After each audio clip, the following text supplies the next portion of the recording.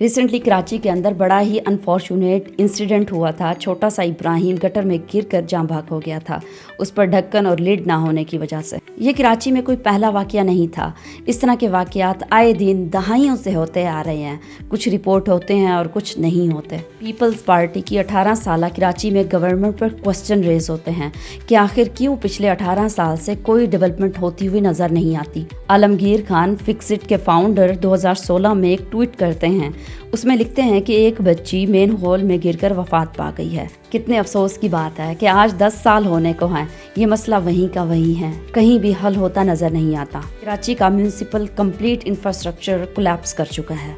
इतना horrible incident होने के बाद भी कराची की जो सैनिटेशन की गवर्नेंस बॉडी है उनको कोई फर्क भी नहीं पड़ा। अब एक मामला होना था, एक नुकसान होना था, एक जान जानी थी, वो चली गई, लेकिन मेयर ऑफ कराची कॉन्फ्रेंस करके गुस्सा कर जाते हैं। एक सहाफ़ी के सवाल के जवाब पर, और उस कॉन्फ्रेंस से हमें पता चलता है कि आम आदमी की जो जिंदगी है उसका मियार क्या है। उनसे पूछा गया कि एक जान चली गई है, इसका रिस्पॉन्सिबल कौन है। कहते हैं कि ये सवाल ही इश्तियाल अंगेजी है। लिटरली अगर आप जमहूरी रियासत में होते और इस तरह का कोई नुकसान हो जाता, किसी की जान चली जाती, तो पब्लिक रिएक्शन क्या आता है आपको अंदाज़ा हो जाता। खुशकिस्मती से आप ऐसी जगह के मेयर हैं जहां जमहूरियत नहीं है। दूसरा जवाब देते हैं कि अगर मैं चाहता तो ना आता। वैसे क्यों ना आते आप। तीसरे जवाब में कहते हैं कि निगोशिएशन होगी, हमारी तहकीकात होगी और इंक्वायरी होगी मैनेजमेंट से, फिर ही हम बता सकते हैं कि कौन रिस्पॉन्सिबल है। मिस्टर, आप रिस्पॉन्सिबल हैं।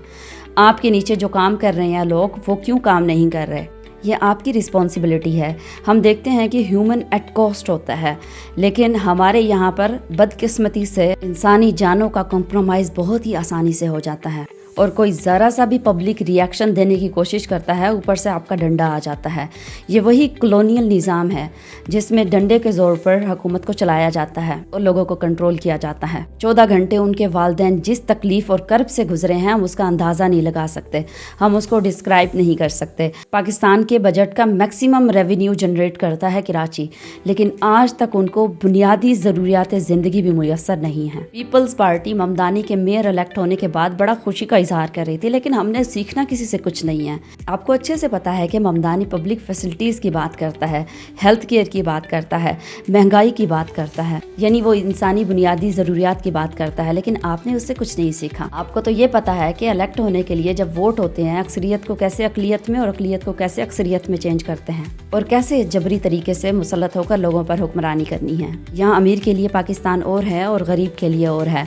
यहाँ अगर अमीर के बच्चे स्कूल में कोई प्रॉब्लम हो जाए तो पूरा का पूरा स्कूल बंद हो जाता है, और इसी तरह अगर यूनिवर्सिटी में किसी बच्ची के साथ कोई प्रॉब्लम हो जाए, किसी अमीर की बच्ची के साथ, तो पूरा का पूरा डिपार्टमेंट क्लोज हो जाता है। अमीर गाड़ियों के नीचे नहीं आते, अमीर गटर में नहीं गिरते, जो कुछ होता है वो गरीब के साथ होता है, एंड दैट्स परफेक्टली फाइन। वजह बहुत सिंपल है कि अमीर के बच्चे आपके टैक्स के पैसों के ऊपर अयाशियां करते हैं। और पिछले दिनों ही जज के बेटे ने 2 बच्चियों को कुचल डाला अपनी कार के नीचे, और उसी वीक में ही सुलह हो गई। आपको ये भी बहुत अच्छे से याद होगा कि 30 रुपए के ऊपर जब 2 भाइयों को कत्ल कर दिया गया था, तो अगले कुछ ही दिनों में पुलिस ने सीसीडी ने उन लोगों का इनकाउंटर कर दिया था।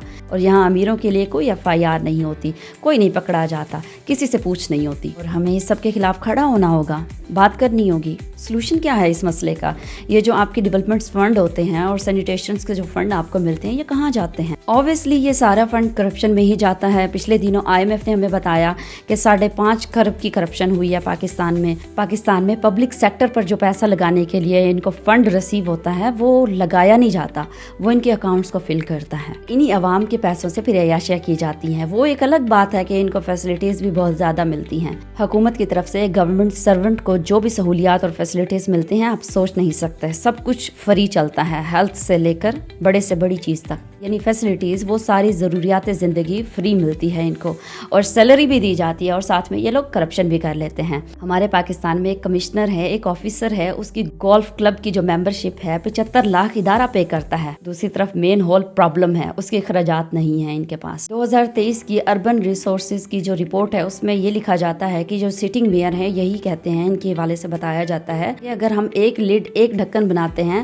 تو اس پر جو ہمیں کاسٹ آتی ہے وہ 2700 ہے، اور باقی کاسٹز اور انسٹالیشن کاسٹ ملا کر تقریباً 8000 کاسٹ یہ بن جاتی ہے۔ ایک مین ہول پر جو لیڈ لگانا ہے اس کی کاسٹ 8000 روپے ہے۔ کراچی میں تقریباً 20000 ٹوٹل مین ہول ہیں جو ابھی تک کھلے پڑے ہوئے ہیں، اور اگر ان کو بنایا جاتا ہے تو اس کی ٹوٹل کاسٹ جو ہے وہ 1 کروڑ اور 60 لاکھ تک آ سکتی ہے۔ تو 2 آفیسرز کی شان میں گستاخی کر لیں، ایک سال کے لیے ان کو یہ ممبرشپ کینسل کر لیں، نہ دیں ان کو، تو معصوم لوگوں کی، معصوم بچوں کی جانیں بچائی جا سکتی ہیں۔ آخر کس چیز کو بندہ روئے؟ نقطہ پاکستان کے رپورٹر ہیں، وہ اپنی رپورٹ میں اس پرابلم کا سلوشن دیتے ہیں کہ اگر ہم نے چوری ہونے سے بچانا ہے ڈھکن کو یا پھر ٹوٹنے سے بچانا ہے تو ہمیں فائبر کے ڈھکن کو انسٹال کرنا چاہیے، کیونکہ اس میں لوہا نہیں ہوتا۔ ان کی کاسٹ تھوڑا سا زیادہ ہو سکتی ہے لیکن یہ لانگ لاسٹنگ ہے۔ ان کو پراپرلی ٹیسٹ کیا گیا نارتھ ناظم آباد میں انسٹال کر کے 6 سے 7 مہینے بعد بھی نہ وہ چوری ہوئے ہیں نہ وہ ٹوٹے ہیں۔ ہم امید ہی کر سکتے ہیں کہ اس انسیڈنٹ کو مثال بنایا جائے، اس سے سیکھا جائے، آگے ان پرابلمز سے بچنے کے لیے ایک لاہے عمل تیار کیا جائے تاکہ معصوم جانوں کو بچایا جا سکے۔ اور آئی ہوپ کہ اگلی بار یہ نیگلیجنس برداشت نہیں ہوگی۔